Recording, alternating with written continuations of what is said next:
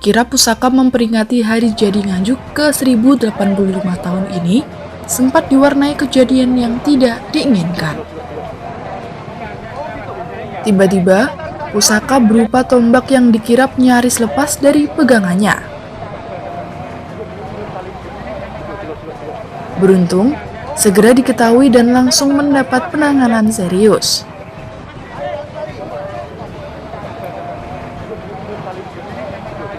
Awalnya, memang kondisi pusaka dari awal ikatannya kurang kencang ketika hendak dikirap dari depan Masjid Al-Mubarok Kecamatan Berbek menuju Pendopo Kabupaten Nganjuk. Hingga dinaikkan di bagian belakang kereta kuda yang dikendarai oleh PLT Bupati Nganjuk Marhen Jumadi, kondisinya berbunyi etek-etek seperti hendak lepas. Namun setelah berjalan beberapa kilometer dari start, kondisi pusaka terus mengeluarkan bunyi. Kejadian tak disangka-sangka ini terjadi di jalan dekat Desa Candirejo, Kecamatan Oceret, Sabtu malam 9 April 2022. Melihat kondisi pusaka seperti hendak lepas, kereta diberhentikan darurat.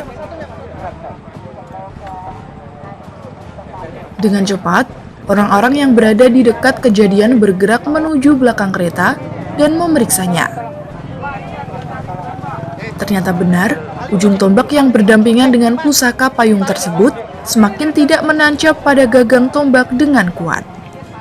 Tali berusaha dikencangkan, namun tetap saja ujung tombak masih mudah lepas. Karena tidak ada tali atau kawat, hingga akhirnya PLT Bupati Nganjuk mencopot epek timang dari pinggangnya untuk mengikat ujung tombak.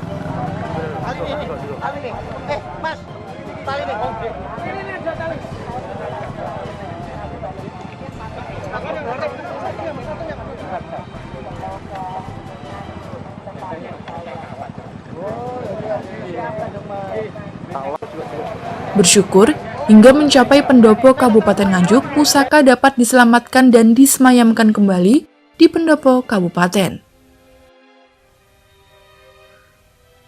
Sejak kejadian itu, muncul berbagai spekulasi terkait acara kirap pusaka dari Berbek ke Pendopo Kabupaten Nganjuk tersebut. Masalahnya, saat kejadian bersamaan acara yang sakral, yaitu peringatan Hari Jadi Nganjuk. Orang menilai panitia terlalu sembrono karena tidak ngecek kondisi pusaka sebelum berangkat.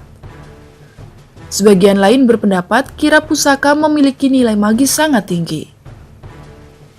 Pusaka disimbolkan sebagai kekuatan seorang pejabat atau pemimpin, sehingga sedikitnya setahun sekali harus dikirap. Sehingga, apabila sampai terjadi lepas hingga jatuh ke tanah, akan terjadi pertanda buruk terhadap seorang pemimpin suatu wilayah.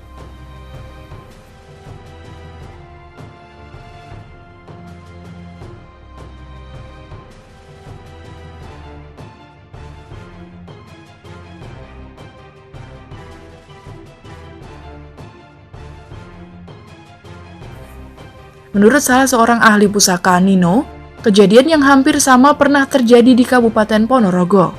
Hanya saja, kejadian di Nganjuk ini tidak separah yang pernah terjadi di Ponorogo.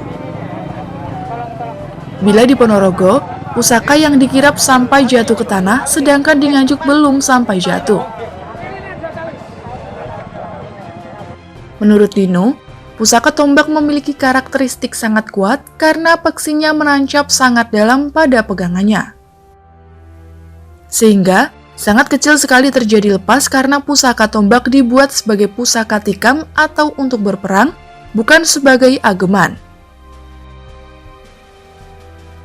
Apalagi sekedar terkena getaran, pusaka tombak sulit untuk lepas. Berikut penjelasan Nino, pengkeris keturunan seorang empu pusaka era Kadipaten Pace, yaitu Empu Josono asal desa Kedung Bajul, Kecamatan Pace.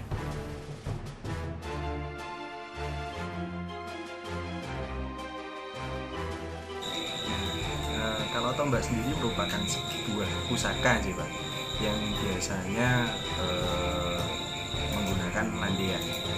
Jadi tombak sendiri selain memiliki fungsi sebagai alat bertempur, juga memiliki filosofis yang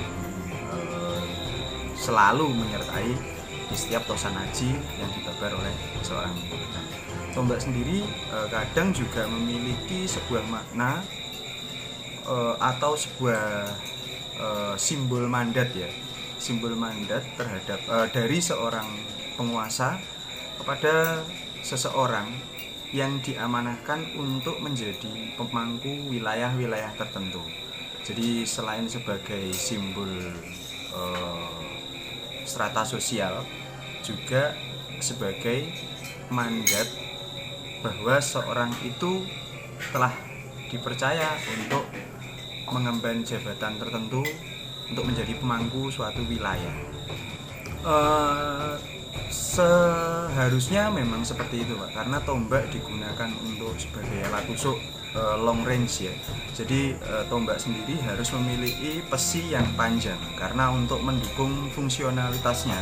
Jadi ketika di medan perang, ketika tombak digunakan agar mata tombak tidak mudah lepas di saat mengenai target atau musuh yang ada di depannya. Jadi pesi yang ada di bagian bawah bilah itu harus panjang minimal 7 sampai 10 meter cm, minimal 10 cm.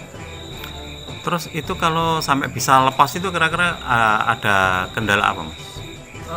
Biasanya kalau lepas itu mungkin terjadi kesalahan ketika proses perawatan sih. Mungkin lupa tidak dijabung. Nah, di jabung itu ada alat perekat yang memang biasanya digunakan pada tosanaji seperti keris dan tombak. Jadi setelah dijamasi atau diwarangi, maka tombak itu akan dipasang lagi di landian dan akan dijabung agar tidak mudah lepas. Nah, mungkin juga misalkan tombak itu sebagai alat untuk prosesi atau sebuah ritual. Jika tombak yang digunakan itu kemungkinan terjatuh atau terlepas dari landiannya, mungkin itu juga memiliki sebuah pertanda atau ada sebuah kesalahan mungkin ya Pak.